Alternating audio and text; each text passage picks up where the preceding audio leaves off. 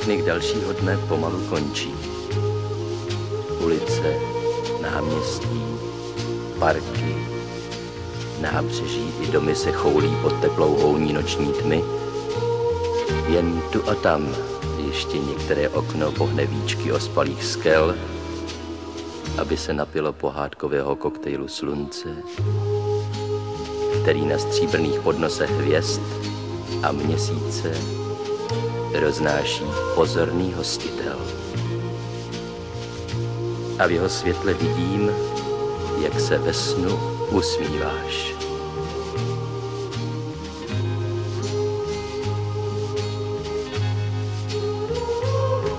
Nikdy dřív jsem netušil, jakou tajemnou krásu v sobě skrýváš.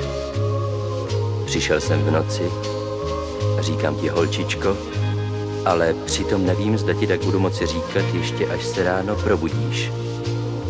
Přijde večer stejný jako všechny dřív, skočíš tátovi na klín, otevřeš náruč a položíš mu ruce kolem krku.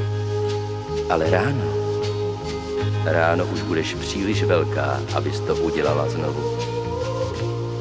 Jsi obraz, který kouzlí čas a stejně jako on se měníš přímo před očima. Příliš malá, abys mohla řídit auto, ale už dost velká, abych tě uspával pohádkou. Je to velké tajemství, o němž jsem ti nikdy nevyprávěl. Tajemství cesty, jejíž každá část vede ze včerejška do zítřka. Není to cesta snadná, ale ty po ní půjdeš stále dál a necháš za sebou panenky, kočárky, medvídky, barevné míče, mýdlové bubliny, papírové draky i mě. Slibuji, že ti nikdy nebudu vyčítat, až poznáš, že svět je mnohem zajímavější než tvůj táta. Včera jsme byli na procházce. Ty jsi se někam zadívala a najednou si se začala bát, že jsem se ti ztratil.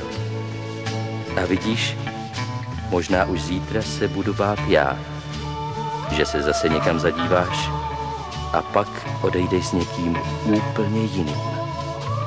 Je to tak zvláštní, jak rosteš, přestáváš mít strach a já se začínám bát.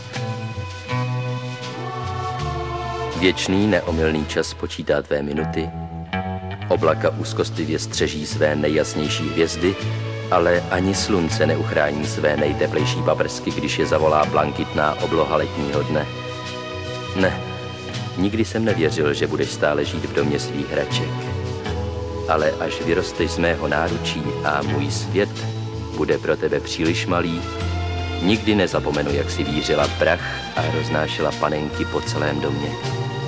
Nosila si s nimi i kus slunce. Prach se usadil, panenky uklidila máma, ale tvoje zář zůstane navždy v nás. Tak tady jsem a vyprávím ti zatímco ty spíš. Vlastně protože spíš. Kdybys viděla moji tvář, jistě by se ptala, na co myslím, a já asi bych nedokázal říct ani slovo. Dívám se na tebe a vidím spící krásu. Teď už se jen skloním, abych tě políbil. Nezbudíš se, dobře to víme. Vždyť podle pohádky jen krásný mladý princ může otevřít tvé oči. A já jsem jen otec budoucí ženy. Tak tedy spí. Kdo ví, možná už zítra se probudíš a budeš velkou slečnou a vůbec si neuvědomíš, že jsi se změnila uprostřed svého snu. Ale možná, že to poznáš na mě. Až jednou budu docela jiný. Trochu zamyšlenější, trochu vážnější, trochu smutnější, ale nesmírně bohatý. Dnes v noci jsem viděl princeznu a cítím se jako král.